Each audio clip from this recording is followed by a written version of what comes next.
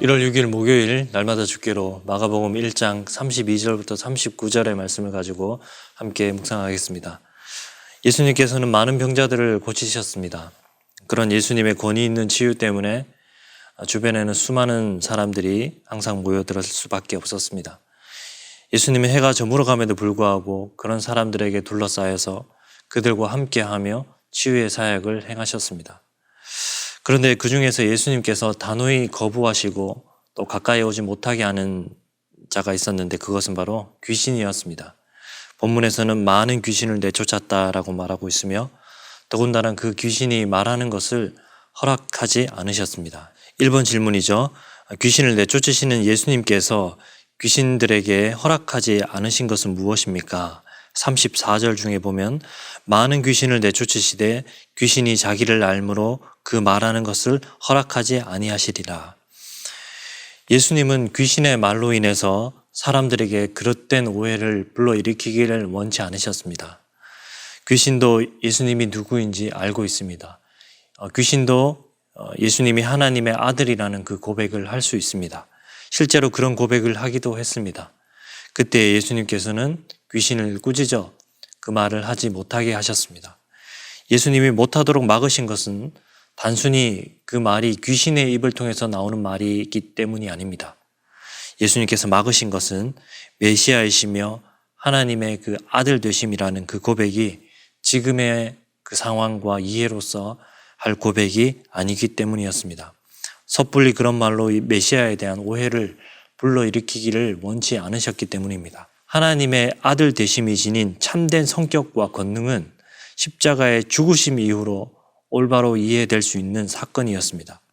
그래서 같은 이유로 제자들이 예수님에게 메시아이심을 선포하는 그때에도 예수님께서는 그 고백을 막으셨죠.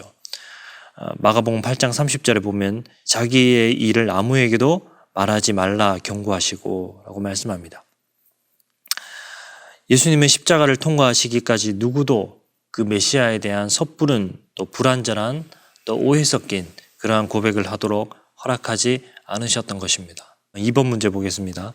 예수님은 언제 어디서 기도하셨습니까? 35절 보게 되면 새벽 아직도 밝기 전에 예수께서 일어나 나가 한적한 곳으로 가사 거기서 기도하시더니 라고 말씀합니다.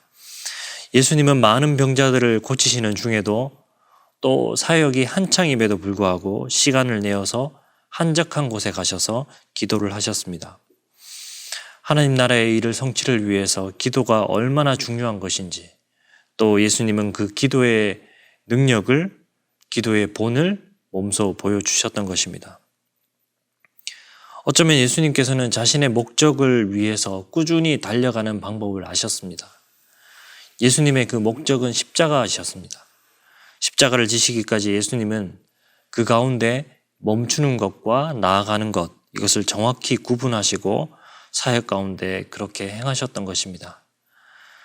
4번 문제 보면 병자들이 고치시고 귀신을 내쫓으시며 유명해지기 시작하신 예수님께서 아무도 없는 한적한 곳에서 기도하시는 이유에 대해서 묵상해 봅시다 라고 하는데 예수님은 나아가야 할 때와 머물러야 할 때를 정확히 분별하셨습니다. 머물러야 할 때는 예수님께서 성부 하나님과 교제, 즉 기도하셨던 것입니다. 성부 하나님과 교제하시며 하나님의 목적을 이루시도록 하나님께 아뢰고 또 그 가운데서 위로받고 또 나아갈 또 새 힘을 얻었던 것입니다. 그리고 움직여야 할 때를 충분히 자각하시고 그 치유의 현장으로 나아가셨던 것입니다. 여러분들은 어떠신가요? 멈춰야 할 때와 또 나아가야 할 때 그것을 구분하고 계십니까? 시간을 떼어서 하나님께 기도드리고 있습니까?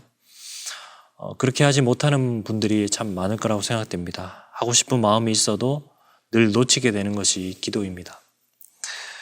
어린 시절 또 혹은 우리의 신앙이 어릴 때에는 멈춰서 생각하고 또 기도하기보다는 일단 뛰는 것이 더욱 쉬울 수 있습니다.